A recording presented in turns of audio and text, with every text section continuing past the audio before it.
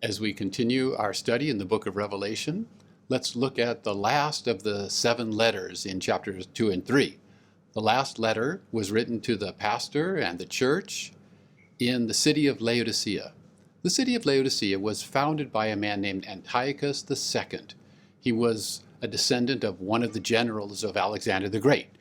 He reigned from 261 to 246 BC, and he founded the city. He named it after his wife, Laodicea, whom he divorced in 253 BC.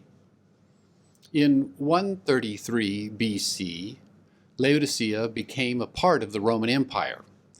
And normally that would be a good thing for a city, because Rome had good laws, good roads. It meant an end to intercity and interkingdom warfare. There are many advantages to being a part of the Roman Empire. But Laodicea had special problems. The records show that there was heavy taxation. Hemmer goes into great detail about this. Heavy taxation. The records show that a Roman leader might enter the city and demand this house or that house be turned over to him. He would burst in and demand the house would be for his use.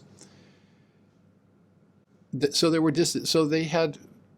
difficulties in being a part of the Roman Empire for them. But they had 3 good roads that met there in Laodicea.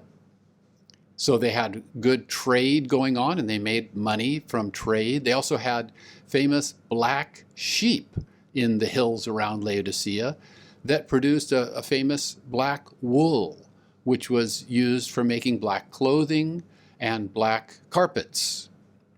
They also had a famous eye doctor school in or near the city, and they produced a famous eye medicine called Phrygian powder. Phrygian powder would be used to make an eye salve that anyone with an eye disease would anoint his eyes with, smear in his eyes, and it was supposed to be quite effective. And they were famous for that. These are the kind of things that you would read about if they had in that era a guide to the city of Laodicea. People knew this about Laodicea. These were the things Laodicea was famous for.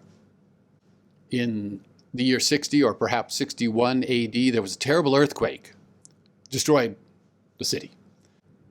After that huge earthquake, the Roman government, the imperial Roman government, offered funds to Laodicea to rebuild their city. And it looks like, although the record is not perfectly clear, Hemmer says it looks like the Laodicean government refused the funds and said, we can rebuild our city with our own money. They were rich and they were proud about it. The rabbis in Israel complained that Jews left Jerusalem to go live in Laodicea because of the quality of their wine and their enjoyable baths, public baths there. Well, there was one particular problem in Laodicea that was very famous. Now, during the rainy season, this was not a problem. But during the dry season, they had to use water piped in that was heavy in calcium carbonate, and it tasted terrible. You can see some of those stone pipe segments even today, and if you look close, the inside of those pipes, there's a white deposit there inside those pipes, calcium carbonate. And there's even a document that talks about how the water, this is during the dry season, the water made you want to vomit. Now, it was lukewarm. The water was lukewarm by the time it came through those pipes.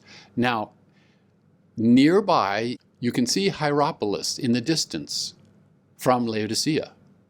Hierapolis had famous hot springs and there were pools there of hot water that people would go and swim in, and it was very relaxing and enjoyable. There's even a pool there today. There's a pool there. They call it the Cleopatra Pool. And apparently, Cleopatra, the famous queen of Egypt, swam in that pool. It was very famous. And to the south, in Colossae, not far, they had very fresh, cool water. Apparently, snow melted in the surrounding mountains and ran down through nearby the city, and they had that fresh, cool water. But the Laodicean water during the dry season through these pipes was distasteful, made you want to throw up, and lukewarm. Now, I want to make a correction here, a note here. Some people say that the piped water came from the hot water springs of Hierapolis, but by the time it got to Laodicea, it was lukewarm. That's just not true. It's impossible physically. And they might say that it came from, the water was piped in from the cool water supply of Colossae, but by the time it got to Laodicea, it was lukewarm. That also is just not possible. The stone pipes are all broken up, and it's difficult to determine exactly where they did get their dry season water supply from. It was not the warm hot springs of Hierapolis, and it was not the cold, fresh water of Colossae.